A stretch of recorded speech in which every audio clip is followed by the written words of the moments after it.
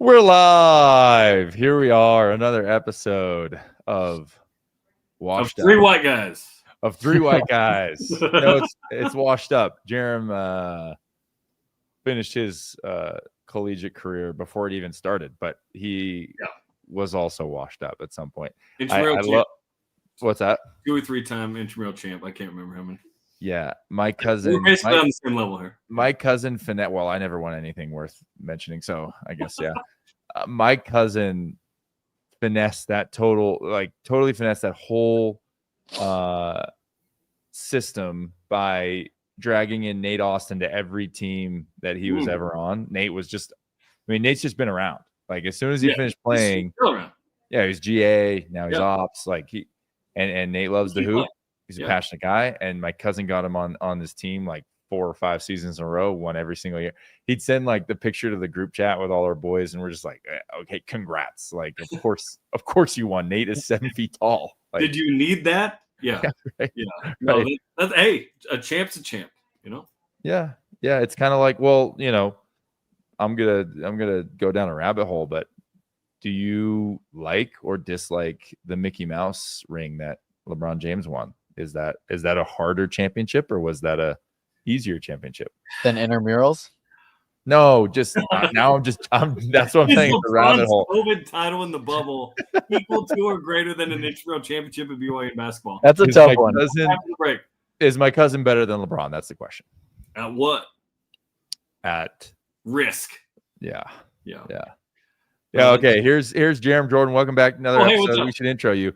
BYU Sports Nation co-host, ESPN Plus announcer, and of course, we would be remiss if we didn't mention the Safety Zone co-host. You guys missed the Safety Zone. I know we did. We were too early, right? That was after us. I think you would think maybe more highly of me if you had seen it, because you would have been naively excited about that. For sure. That's fair. I appreciate all the return missionaries that watch that. They never say I got to, they say I had to.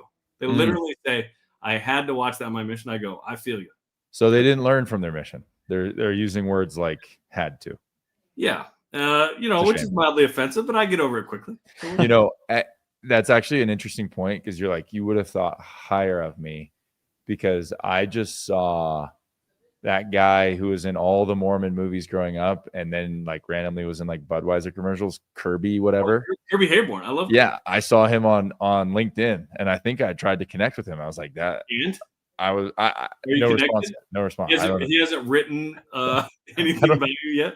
I don't think he must not be super active on there. But yeah, that's like a real thing. If I would have seen you in that light, I would have been like, oh geez, this guy. You'd think I was a certain thing. Yeah. And then you get to me. Yeah, now because right now I think nothing of you. Very low. Very low. Very low.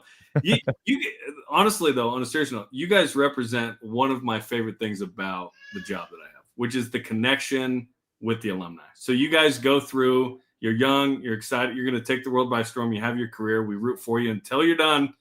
And then when you're done, we root for you as a person. But like the connection, the friendship that we get to have is really fun. And Tej, we haven't had you on the pregame show. You've been on it, but I missed that one. I think Houston.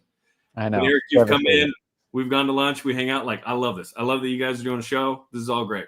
I love the connection we can have through BYU basketball. Otherwise, we wouldn't know each other. We wouldn't chat. So I love the connection with former athletes. It's awesome. Well, that feeling is mutual. So thank you. We basically wanted you to produce this episode because I know you're like, what do you want to talk about? I'm like, I need you to ask me the question. It's the reverse here. You're like, can I escape from my job for once? Holy crap! I produced for 10 years. I don't want to produce anymore. Come on, man. How did that actually is a great question to start with. How does that slide work, going from producer to? So you weren't in front of the camera at all, or you were working both? I was doing both. How hard was that? Hard. Yeah. I look back on what I was doing for a few years, and everyone's got hard things about their job, but I guess I was just asked to do a lot, and I just did it. And I learned a ton, and it was awesome. But in hindsight, I'm like, how did I have time for that? Honestly, my wife, I'm like, why did you put up with that? Right. There was at one point I was producing the pre and post game show for football. Now it was an hour at the time. Now it's 2. It's a bigger deal. I was co-hosting BYU Sports Nation. I was calling games. I was running our social media team. Jeez. I was running Deep Blue for a couple of years. Now I just do stuff in front of the camera. So I was doing the coach shows as well. Now you're just the face. Now I'm just pretty face. A pretty face. Yeah. Yeah. Is doTERRA Deep Blue sponsoring BYU Deep Blue yet? They literally looked into that and it hasn't happened. I don't know what the holdup is, but that feels almost too perfect. That makes sense. That should be an easy one. Well, we're appreciative of you being here. We love having you as the face of BYU sports media, and we're lucky to know you. We did take your production value and the questions that you said are worth talking about, and that's weird. I'm interested in a couple of them specifically. Then let's jump into it. The first one being the AJ having to become the GOAT of BYU basketball. What needs to happen individually? What needs to happen as a team for him to enter that? I mean, as a, I think pretty obviously one and done, right? Like however you slice it. He said, he's like, I never said I'm one. I'm like, you're gone, dude. Come on, man. Well, he has to be especially, I think, sensitive around that after the way Yegor left. Yegor, and I don't even know him. Yegor Dioman? Yeah, he's a new guy. What? He has an alter ego. He's like, I texted Travis Hansen. I go, how do you say this guy's name? And he goes, I don't even know if he knows.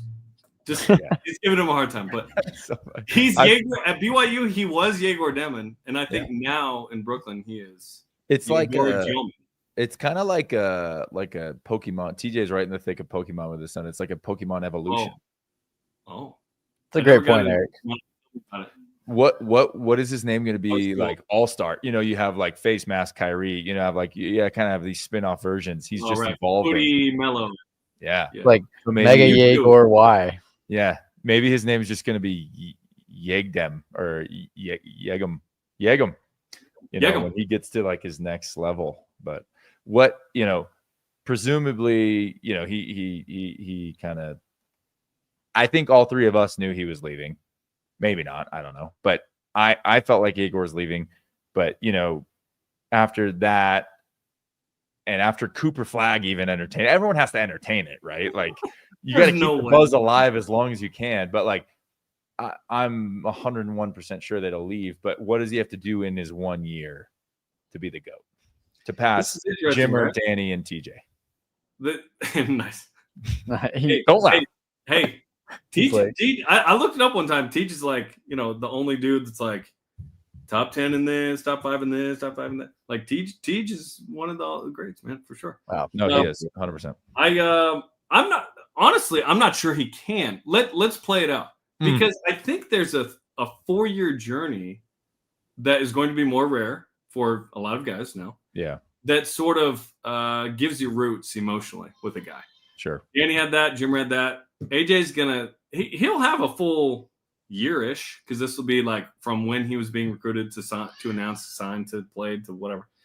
And then there's the Steve Young principle of like, can you become the GOAT even though you weren't the GOAT at BYU because of what you do in the pros? That's an element as well. Because if you say holistic career, Steve Young's the best quarterback in BYU history. But I say Jim McMahon is because of what he did when he did it. And then there's the tie crowd that go, well, he won the Heisman. Right. So it's a fun combo. There's no right answer, but it's fun to talk about.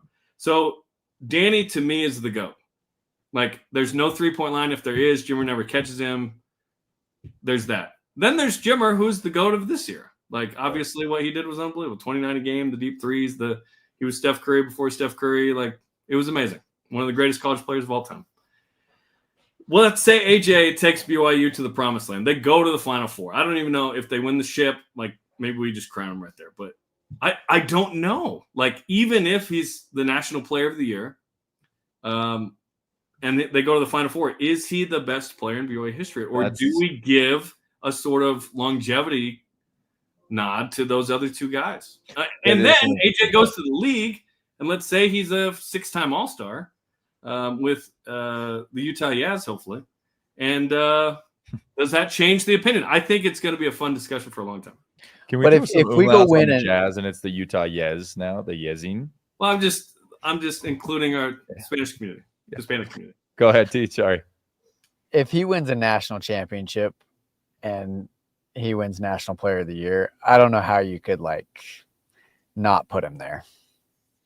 I think people would over time, but initially I think people that's like saying the Salt Lake Temple is not the greatest or whatever. You know what I mean? It's like there's certain ideology that is just stuck.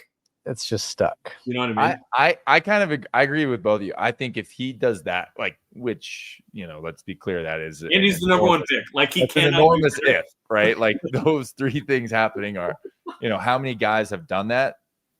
I don't know. Like Greg Oden was number one pick, won national championship. Was he player of the year? Maybe. There's not many of them. I still want a birth certificate there. So yeah, right. And so I think that'd be the only scenario, which is also saying there is no scenario, right? And I think the answer is there's multiple there's two goats. There's the BYU career goat, yes, and there's the pro goat, right? Which actually kind of begs the question in basketball: who is the pro goat? It's probably still Danny Ainge, right? I would think so. Yeah, because he was an all-star and he was on all those Celtics teams, and he's continued. I mean, you could count what he's doing now as kind of 08 GM.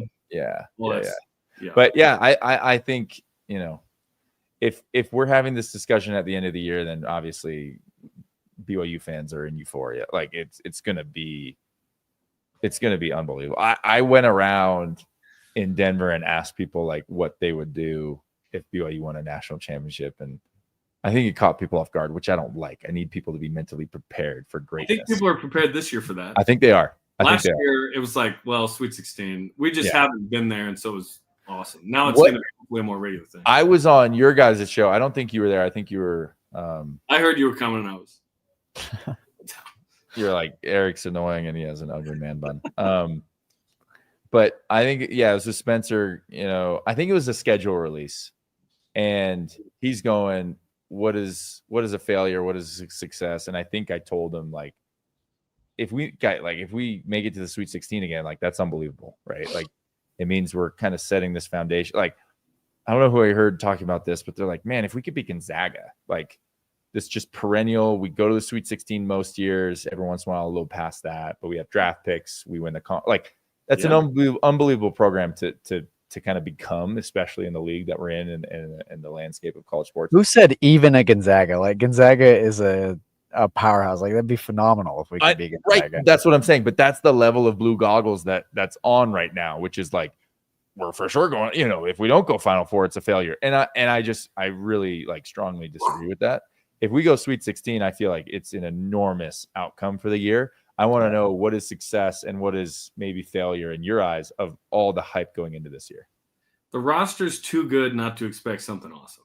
Okay. It just is. And you're returning enough pieces to make it interesting. I know there were lots of pieces lost, but Richie's an all-time small forward at BYU. He's one of the top 5 small forwards at BYU. Yeah, Cava from a defensive standpoint and a rim rolling standpoint, I would put him in the top 5 of that kind of center. For sure. At BYU, the athleticism, obviously. AJ, there's never been a player like AJ at BYU. Hopefully there's more AJs. Robert Wright III is going to be one of the quickest point guards BYU's ever had. It's going to be awesome. So Sweet 16 would be good. They've got to hit at least Elite 8, I think. I think that really there's too much invested to not literally and emotionally, right? And Kevin Young has the lay of the land. Last year, he's literally going through the weeds of what is this? And how do they officiate in this league? And how do I call timeouts in this different structure? There aren't challenges. Now there are. Yeah. All of that. He's literally finding out at Cincinnati he's having a kid, which he told us was a big surprise. And he said, I'm not telling you that's why we lost by 20, but I'm telling you that's why we lost by 20. That's so great. All of that, the emotions of just all of this, of him understanding what BYU is and what it means to so many people. Now that he has that and they have a full off season and they kept the coaching staff, why not? It's awesome. I know you could really see that was something that was so cool to me to see like KY's progression throughout the year. Like at the beginning, it was like you could tell there was a learning curve to being in college from at the NBA, and to watch his adjustments and like how he approached the game and how they played differently. It was like very noticeable. And you make a great point. Like now he's had a full year, like jumping into it this year to start is going to be way different than we started last year, because he's experienced now. He's had, a full year under his belt, and he's taken a team to the Sweet 16. Like that is legit experience, and bringing that in is going to be awesome to see to start. I love the Chris Burgess interview you guys had with on. He said that they had all but 2 games scheduled in non-con already. They didn't have any control over that. Yeah, that wasn't Kevin's schedule. That was Nick Robinson's schedule, right? Right. That was a little different. And then they also got smacked by Houston twice. And they went out and recruited guys to compete against Houston. Like right. Kennard Davis is so they can compete against Houston. So yeah, matches up. On that point, how do you feel about our Houston matchup this year? Like, are you confident? Are we splitting with them, or like, how do you feel about this matchup? And to piggyback on that, what level of inside information are you basing these things off of versus you're just reading what's going on? You're like, oh, this is what we're gunning for this year. That is an observation I was told. Like this guy will help us match up physically with more physical teams. And I said, like Houston, yes, right. From a staffer, and not that makes sense. If you look in the league, who is the standard bearer right now? It's Houston. Right. People are Kansas is looking up. Like Kansas right now is looking at BYU and going, how do we beat those guys? They've beat us twice. It's been a while. Yeah, it's been a minute. We got to beat them in football. Gosh, dang it. We were weird, right? We were in a meeting today with some fellow BYU guys, and then the rest of their teams in Kansas, and somebody threw something out there like, oh yeah, we're just they played a Kansas football card. Oh my gosh. We were like smacking them around like we do in basketball, and they were like, well, what about football? I was like, oh, that hurts worse. It's not worth bringing up. It really isn't. You're like, get into your new stadium already.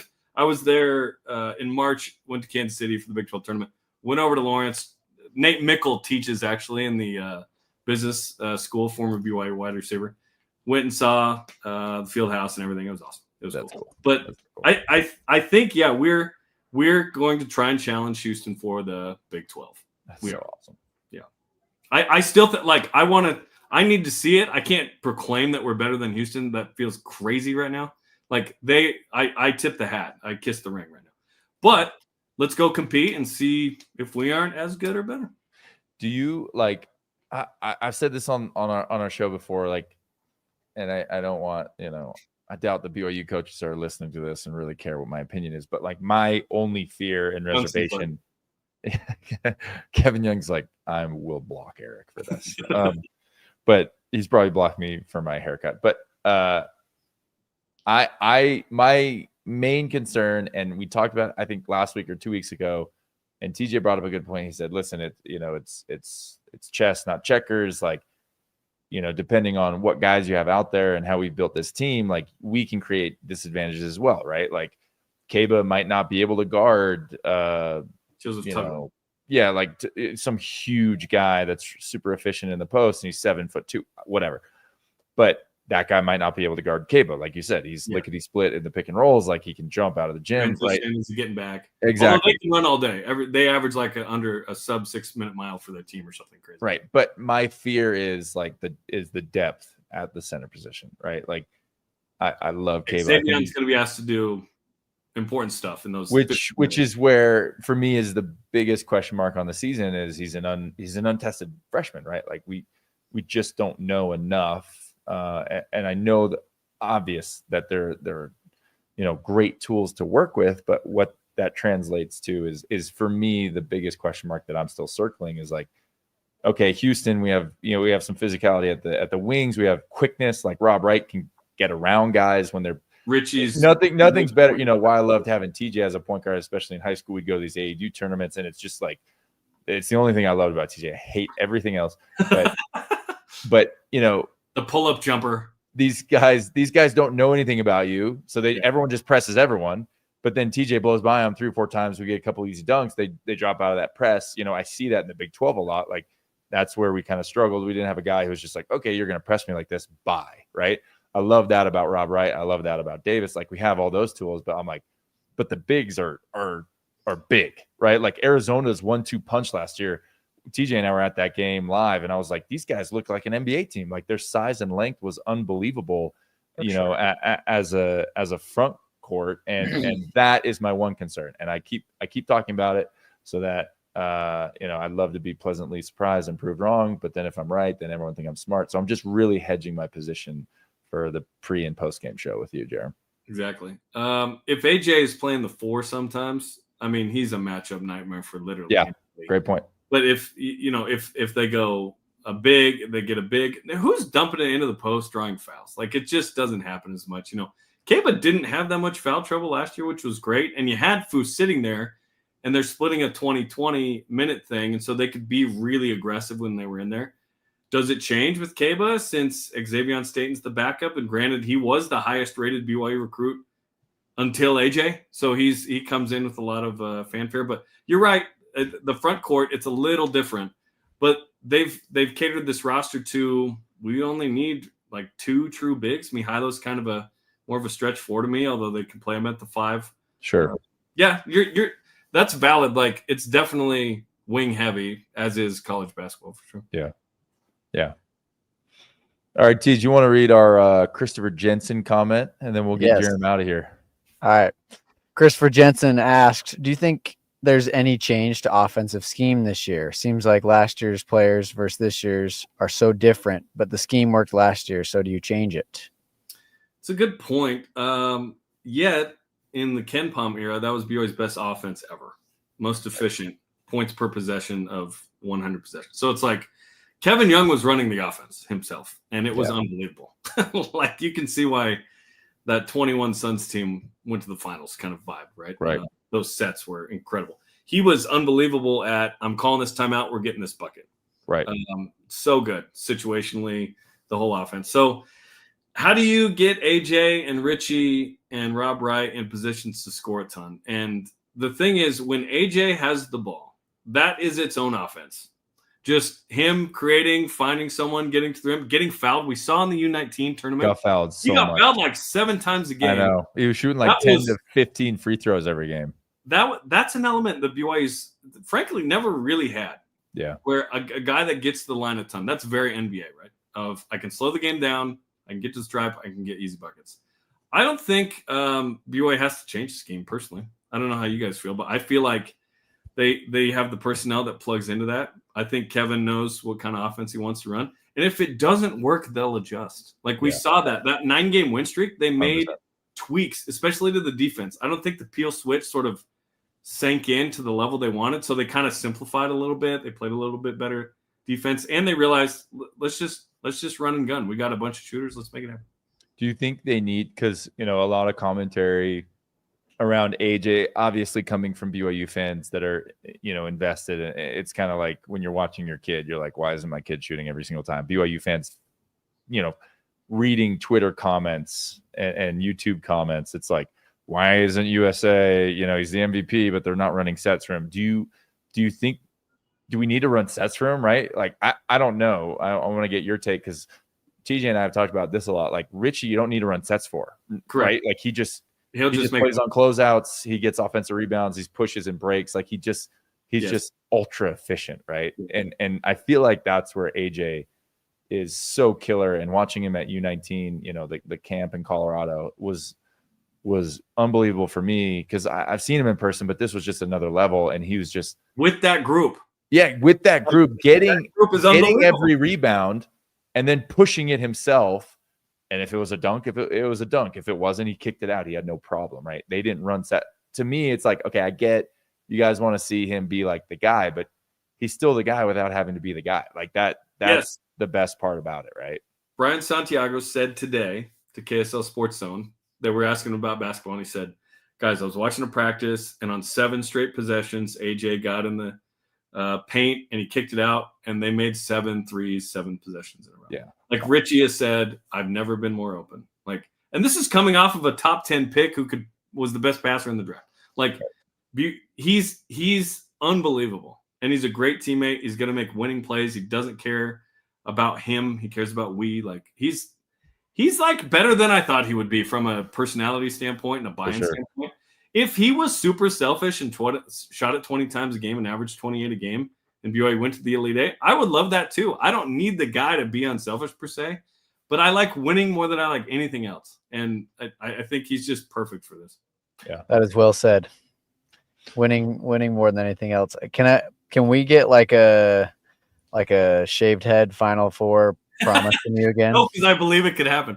I know. So come on, let's just throw something out there. National champion. If they don't make the NCAA tournament.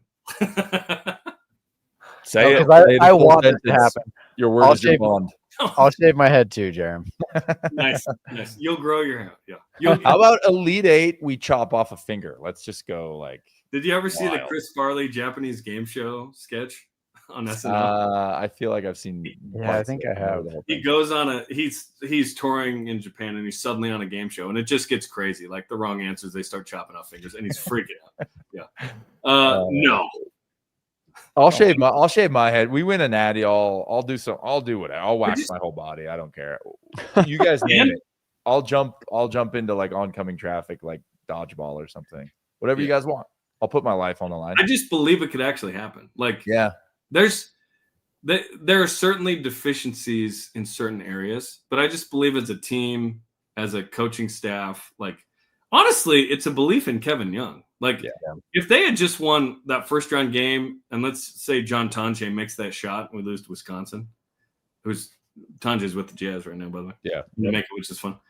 We go, hey, that was awesome. We're building. We got AJ coming in, and then they actually win the game, and then Alabama happens, whatever. But now we know, man. Like we got a taste, and I know it was pretty good.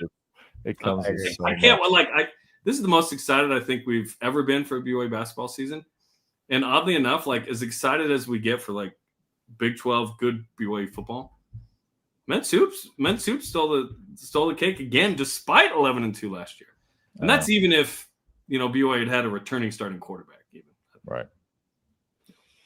Well, that's big time, Jarom. Thank you for spending some time with us. We'll definitely have you back if you'll have us. But you're the man. Appreciate you and your insight, everything that you do for us, for BYU. You're the man. So thanks for doing this. I appreciate it, you guys. You guys are great. Keep up the good work with the show, man. Will do. We're chasing down your 10,000 episodes. It's only 3, and you only have to do it every day for 12 years. So we might not make it. We might not make it. I don't think you will. You have real lives. You're the man, Jarom. We'll talk soon. Thanks. All right. Appreciate you, Jarom. What a guy. He is the man. I like what I love around BYU is had Mark Durant on last week. I just love diehard BYU guys. Yeah. I just think it's so awesome. Like you can just feel that Mark, Jarom, those guys, they just truly love BYU. Yeah. They know everything. And I don't want to speak too highly of him because he's still listening. He's still I can watch. Yeah. I also hate him, It's just a shame that the face of BYU sports media is so ugly, but what a guy. If his face matched the personality, he'd be too good for us. So I guess it's kind of silver lining, right? Yeah, for sure. Muscles, he'll work on the muscles too.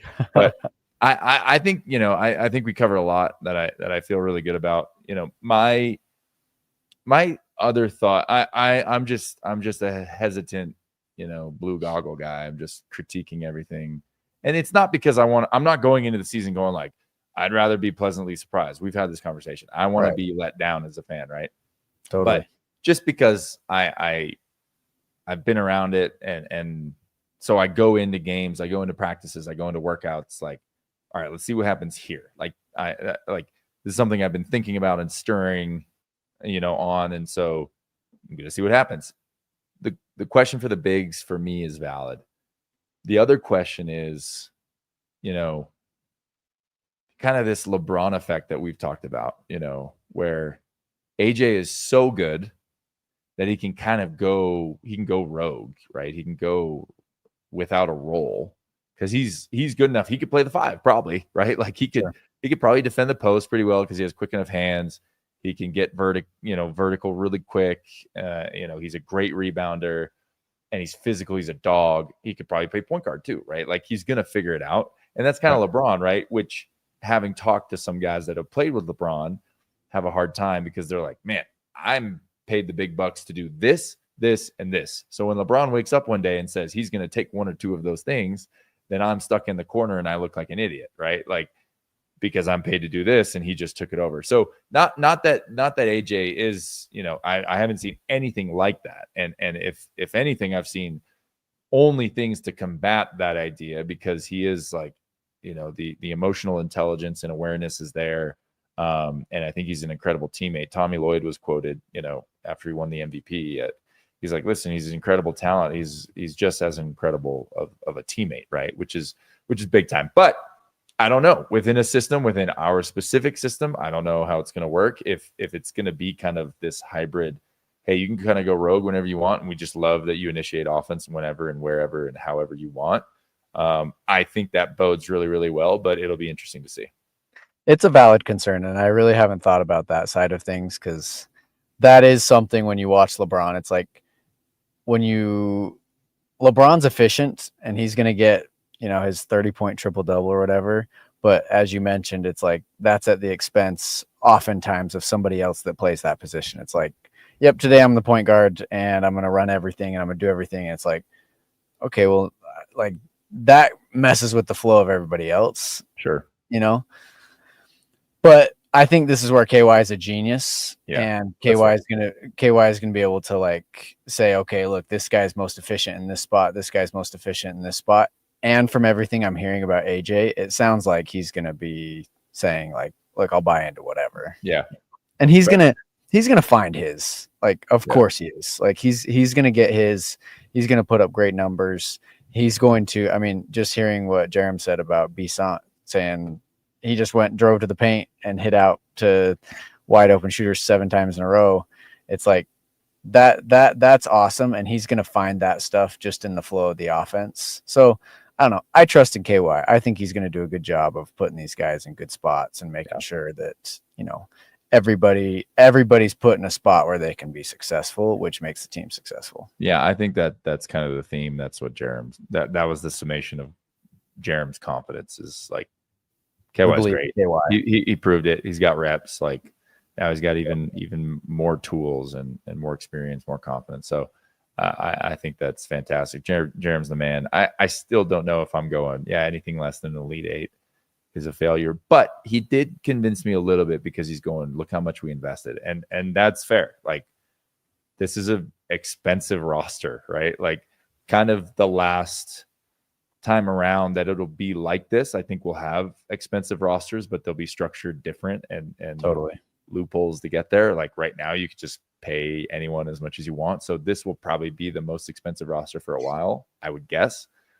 So when he puts it that way, like, okay, that's fair, right? Like Man City, totally different stratosphere financially, but like they have by far the biggest budget and they're expected to win, right? So I can kind of see that. He got me a little bit there. So a great episode. Thank you guys for tuning in. Just over 30 minutes. That's where we like to be. Christopher Jensen, thanks for being here and commenting. We love when you guys hop in here and jump in on the conversation. When you make fun of TJ, it just makes my week. I take screenshots of it. But yeah, thanks for being here on Washed Up. I'm Eric Mika. This is TJ Haws, and we'll be here next Tuesday. We don't know who the guest is, but I'm sure they'll be big time. So join us. Thanks, TJ. Thanks, guys. Thanks, Eric.